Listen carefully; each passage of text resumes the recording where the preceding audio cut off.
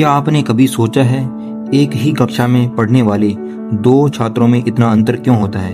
एक घंटों पढ़कर भी याद नहीं रख पाता और दूसरा कम टाइम में भी सब कुछ समझ लेता है।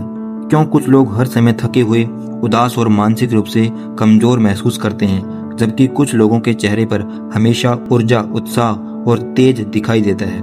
योग के महान ऋषियों का उत्तर था कि इसका कारण है प्राण ऊर्जा। लेकिन सवाल है, क्या यह केवल आध्यात्मिक कल्पना है या फिर सचमुच कोई ऐसी शक्ति जो हमारे मस्तिष्क को प्रभावित करती है? आज हम जानेंगे कि योग और आधुनिक विज्ञान इस रहस्य को कैसे देखते हैं। जब अधिकांश लोग प्राण शब्द सुनते हैं तो वे उसे केवल सांस समझ लेते हैं, लेकिन योग ऐसा नहीं कहता। योग के अनुसार सांस केवल प्राण का वाहन है। प्राण स्वयं जीवन की वह शक्ति है जो पूरे शरीर और मन को चलाती है। जिस प्रकार बिजली के बिना पंखा नहीं चल सकता, उसी प्रकार प्राण के बिना शरीर और मन काम नहीं कर सकते। हजारों वर्ष पहले योगियों ने कहा था कि मस्तिष्क केवल मांस का एक टुकड़ा नहीं है, यह चेतना का एक अत्यंत सूक्ष्म उपकरण है और इस उपकरण को सही ढंग से कार्य करने के लिए प्राण की आवश्यकता होती है। उनका मानना था कि जब प्राण कमजोर हो जाता है तो व्यक्ति जल्दी थक जाता है, ध्यान नहीं लगा पाता, उसकी याददाश्त कमजोर हो जाती है, उसका मन चंचल हो जाता है। लेकिन जब प्राण प्रबल होता है तो उसकी एकाग्रता बढ़ती है, उसकी स्मरण शक्ति बढ़ती है, उसकी निर्णय क्षमता बेहतर होती है, मन अधिक स्थिर हो जाता है। अब यहाँ एक महत्वपूर्ण बात यह है कि आधुनिक विज्ञान ने अभी तक प्राण नाम की किसी ऊर्जा को स्वीकार नहीं किया है। विज्ञान के पास ऐसा कोई इंस्ट्रूमेंट नहीं है कि उससे प्राण को मापा जा सके। लेकिन विज्ञान ने कुछ और ही खोज निकाला है। उसने पाया है कि श्वास को बदलने से ब्रेन की कार्यप्रणाली बदल जाती है और यहीं से कहानी और रोचक हो जाती है।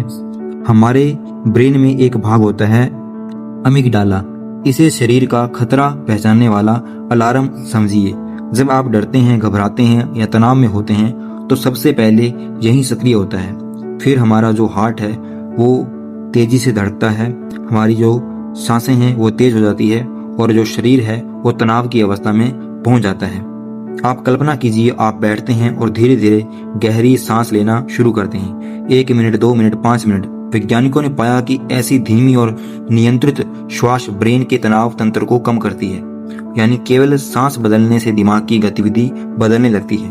अब आते हैं असली हीरो पर और वो है वेगस नर्व। यह शरीर और ब्रेन के बीच सबसे महत्वपूर्ण संचार मार्गों में से एक है। जब आप धीमी और गहरी सांस लेते हैं तो वेगस नर्व एक्टिव हो जाती है और ब्रेन को संदेश भेजती है कि सब सुरक्षित है, कोई खतरा नहीं है, अब शांत हो जाओ। और फिर धीरे धीरे तनाव कम होने लगता है, दिल की धड़कन सामान्य होने लगती है और मन है वो शांत होने लगता है। यही सबसे रोचक बात सामने आती है कि योग कहता है कि प्राण का प्रवाह बढ़ाओ, मन शांत होगा। विज्ञान कहता है श्वास को कंट्रोल करो, तंत्रिका तंत्र बैलेंस होगा।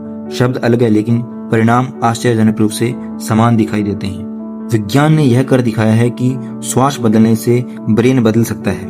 यही वह बिंदु है जहां योग और आधुनिक न्यूरोसाइंस एक दूसरे के करीब आते दिखाई देते हैं। शायद प्राण केवल हवा नहीं है, शायद प्राण केवल ऑक्सीजन भी नहीं है, तो शायद प्राण को पूरी तरह समझना भी और बाकी है। इसीलिए प्राचीन योगियों ने कहा था कि जो अपनी श्वास पर अधिकार कर लेता है वह अपने मन पर भी अधिकार कर सकता है।